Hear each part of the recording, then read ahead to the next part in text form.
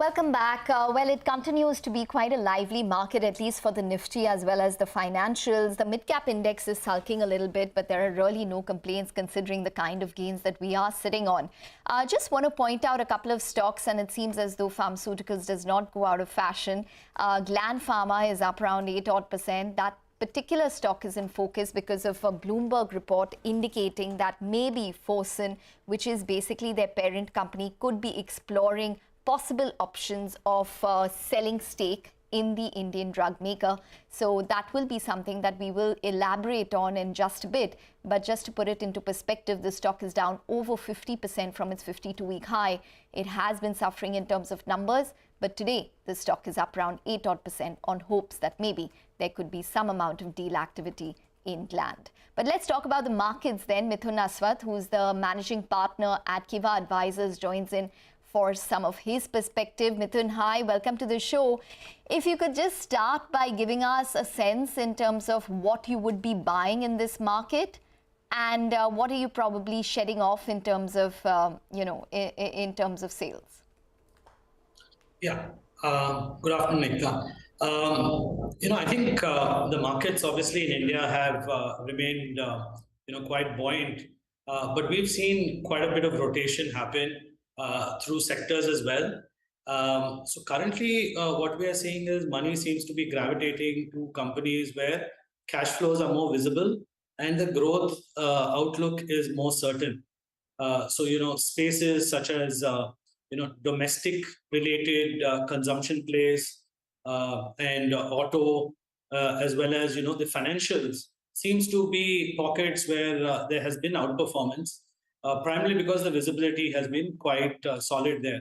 While companies which are more global facing sectors such as maybe IT as well as metals and other commodities have borne the brunt of the correction. So I think it's been a market where you continue to try to monitor spaces where the risk reward opportunity is improving.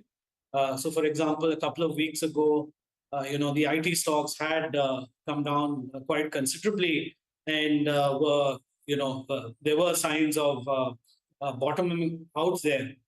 So sometimes whenever we see this volatility, there are opportunities to add on to some of these spaces as well. Okay. So, Mithun, there are certain spaces which where you do see some opportunity, and it has been a consensus as well that there should be more focus on domestic themes. But I just wanted to bring in this point, and this is something that we've been getting in from other experts as well, that the impact of interest rate hikes in the last 5 months, it has still not been seen in the revenues or I would say the P&L of these companies, and there could be a possibility of EPS cuts or GDP downgrades coming in coming quarters as well. Do you concur with this view, or do you think that we can protect ourselves, or the P&Ls of the company can be protected from whatever is happening in the macroeconomic condition?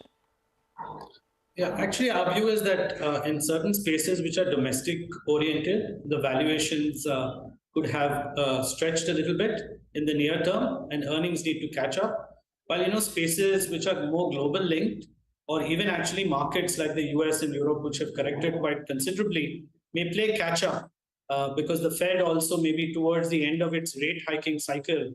And a lot of stocks internationally have fallen primarily because of valuation compression as yields move up.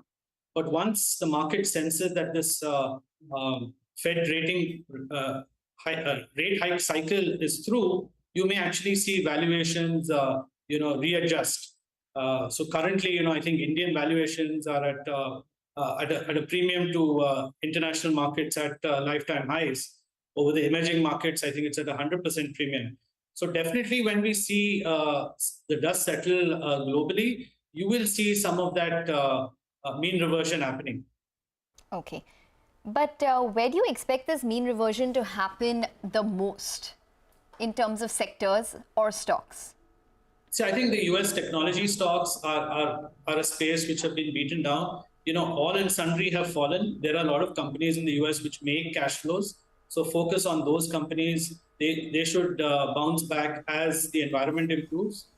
But related to our domestic markets itself, there are spaces which have got hit. For example, the textile exporters. primarily because of the commodity price inflation. Cotton prices had moved up considerably, but with the fresh cotton crop coming in, we do see maybe the bottom somewhere in the next quarter or so potentially be there for the textile exporters. So that is potentially an opportunity as things improve globally. India also is becoming an export hub.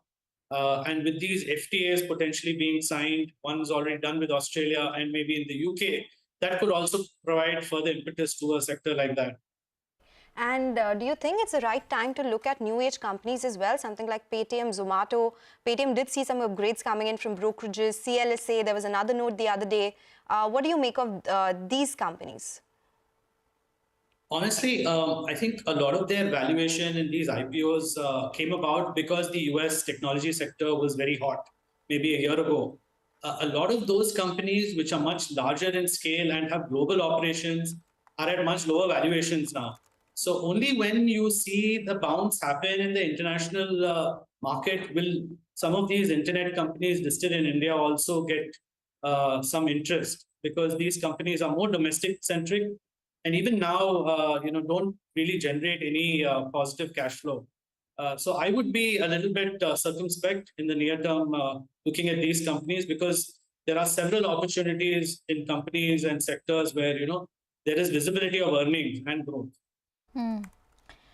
Mithun, give us a sense, in terms of how much the domestic or the retail business has actually picked up. The reason I ask is, say, compared to a year from now, the reason I ask is because of this big article or statements by the Mercedes head indicating that, their biggest competition is SIPs at this point. They get 15,000 queries, but only 1,500 get converted, and the rest 13,500 just continue with their SIPs.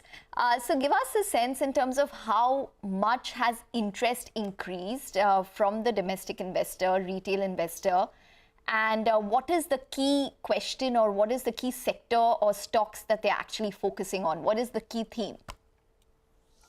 I think domestic investors have matured quite a bit, and every correction, I think investors have continued to deploy into Indian equities, which is a healthy sign. At the same time, we do not see any sense of euphoria yet in amongst the domestic investors, and that's primarily because I think the mid and small caps have still not participated as much in this recent rally as much as the large caps. I think that's primarily a count of this rising rate environment, because whenever rates rise, money gravitates towards companies where there's cash flows, and you go to more, larger companies. But I think once that rate hiking cycle peaks and market gets a confidence that there's not going to be more rate hikes going forward, we may actually see the market broad base, and the mid and small cap universe could also rally. Mithun, thanks a lot for joining us, taking us through your sectoral bets and an outlook on the markets as well. It was a pleasure speaking with you. Well, that's all about the markets. Nifty at a record high, but as Ekta was saying,